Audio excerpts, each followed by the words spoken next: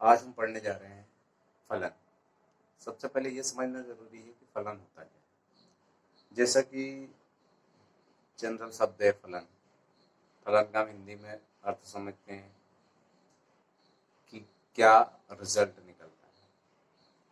यानी थोड़ी देर के लिए हम एक चीज समझे कि मान लो हम जूस पीने के लिए गए। जूस पीने के लिए जब जाते हैं तो जूस वाला इस तरफ से जो है मशीन के अंदर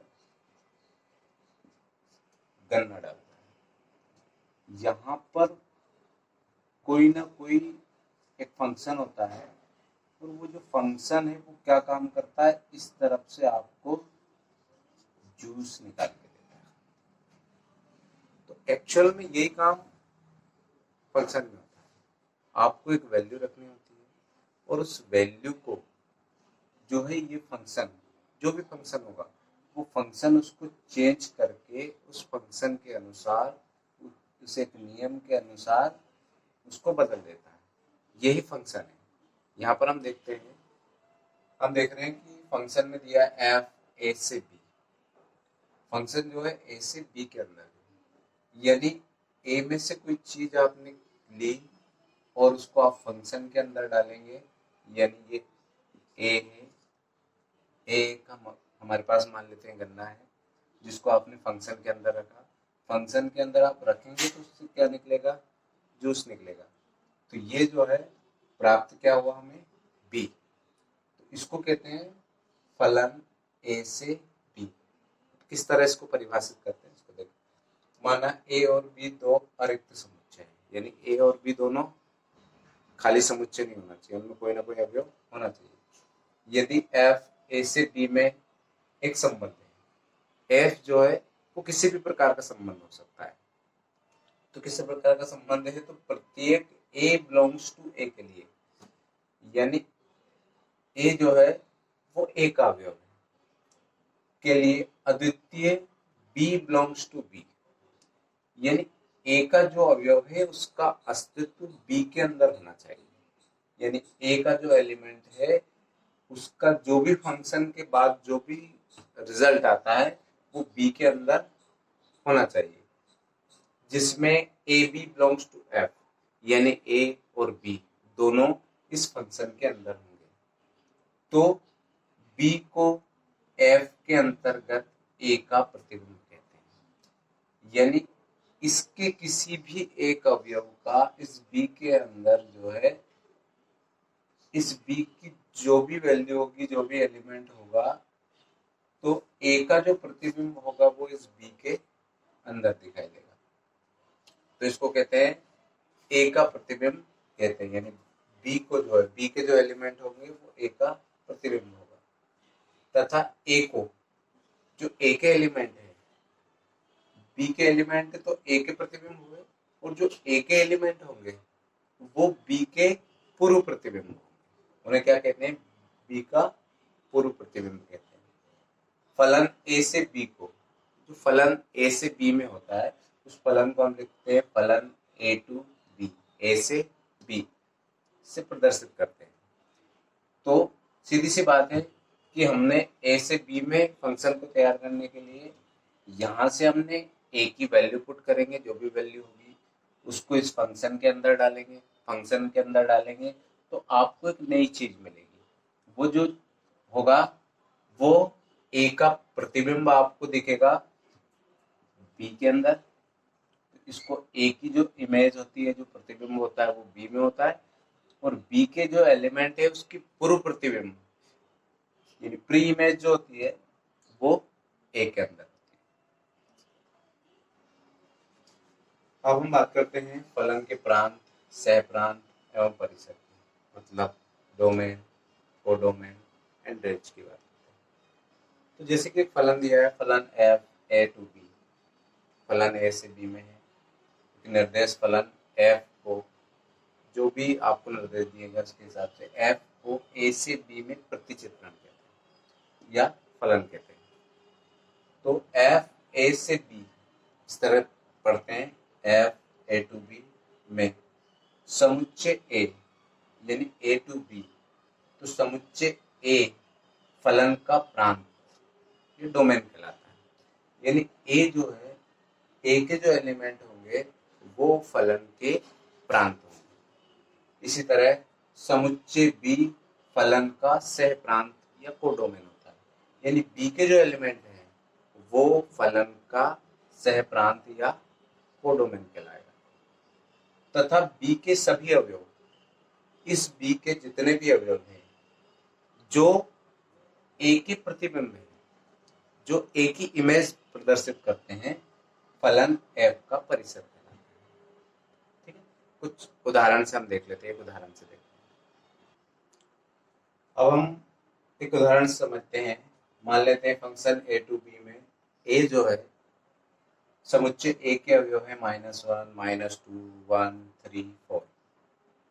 बी के जो अवयव है वो -7, -4, 1, 4, 9। तथा जो फंक्शन है एफ एक्स, जो फंक्शन की वैल्यू दी है वो दिया है हमको एक्स। अब इस उदाहरण के द्वारा हम समझते हैं कि इसमें क्या प्रांत है, क्या सह प्रांत है और क्या परिसर। बहुत आसानी से समझ में जाएगा। जैसे कि मैंने कहा कि यहाँ पर ए जो है, ए क्या होता है, प्रांत होता है। तो इस फंक्शन का जो प्रांत है या जो डोमेन है उसको आप बहुत आसानी से लिख सकते हैं। जो भी ए के एलिमेंट हैं वो सारे जो है वो प्रांत होंगे।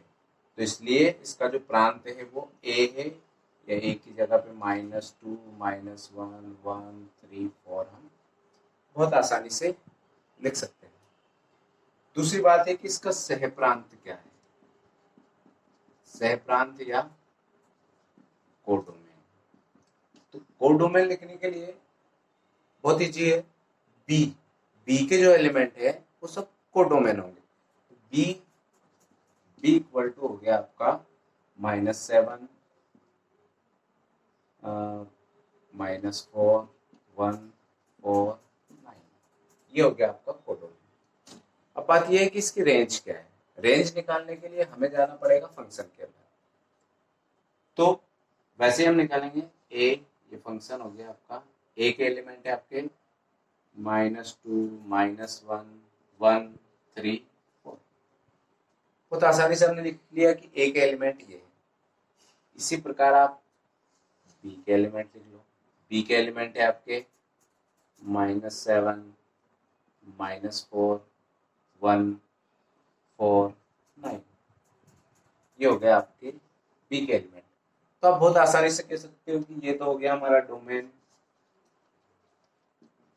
और उतनी आसानी से आप ये बता सकते हो कि ये हो गया हमारा कोडोमेन। बात ये है कि हमारी रेंज क्या होगी। रेंज बहुत आसानी से निकाल सकते हैं हम। इन दोनों को एक फंक्शन से जोड़ा गया है एफ एक्स। अब एफ एक्स की वैल्यू आपको देखना है। बस एफ एक्स की वैल्यू है हमारे पास x², यानी एफ एक्स, एक्स की जगह पे हम क्या करेंगे, ये वाली वैल्यू पुट करेंगे। ये वाली वैल्यू पुट करेंगे तो हम x की वैल्यू पुट करेंगे तो हमें y मिलेगा। तो हम x की वैल्यू -2 रखा, हमने x की वैल्यू -2 रखा, तो ये हो गया -2 का स्क्वायर यानी 4। तो हम कह सकते हैं कि -2 की जो इमेज है वो है 4। इसी प्रकार हमने -1 रखा, तो -1 इसमें वैल्यू पुट करेंगे तो -1 का स्क्वायर यानी +1। तो हम -1 की जो इमेज है वो 1 है। इसी प्रकार 1, तो 1 का स्क्वायर करेंगे तो ये भी हुआ आपका 1। इसी प्रकार 3 का स्क्वायर करेंगे तो ये हो गया आपका 9। ऐसे हम 4 का स्क्वायर करेंगे तो 16 होता है, जो कि इसमें है नहीं। इसलिए यहाँ पर हम देखते हैं कि ये तो हो गया हमारा डोमेन -2, -1, 1, 3, 4, ये हो गया हमारा डोमेन। उसके बाद कोडोमेन की बात करते हैं। तो कोडोमेन होगा हमारा -7, -4, 1, 4, 9। अब बात यह है कि हमारा परिसर क्या होगा, रेंज क्या होगी। रेंज के लिए हमें क्या करना है कि ए के जो अवयव की जो भी इमेज हमें बी में दिखती है वो सब परिसर होगी। जैसे -2 की जो इमेज है वो कितनी है, 4 है, तो हम इसको लिख सकते हैं -2 की इमेज हो गई आपके पास 4। तो 4 क्या हो गया हमारा, रेंज हो गई। क्या हो गई, रेंज। ऐसे -1 की इमेज क्या हो गई, 1, तो हम लिख सकते हैं -1 की इमेज हो गई आपकी 1। ऐसे +1 की इमेज भी कितनी हो गई, 1, तो हम इसको लिख सकते हैं +1 की इमेज भी हो गई 1। फिर 3 की बात करें तो 3 की इमेज कितनी हो गई, 9। तो बहुत आसानी से आप बता सकते हो कि जो भी दूसरे दूसरे अवयव हैं, ये जो एक रिलेशन हुआ इनके बीच में, इस रिलेशन के जो दूसरे दूसरे अवयव हैं वो सब इसकी रेंज है। तो इसकी जो रेंज होगी वो होगी आपकी 4, 1 और 9।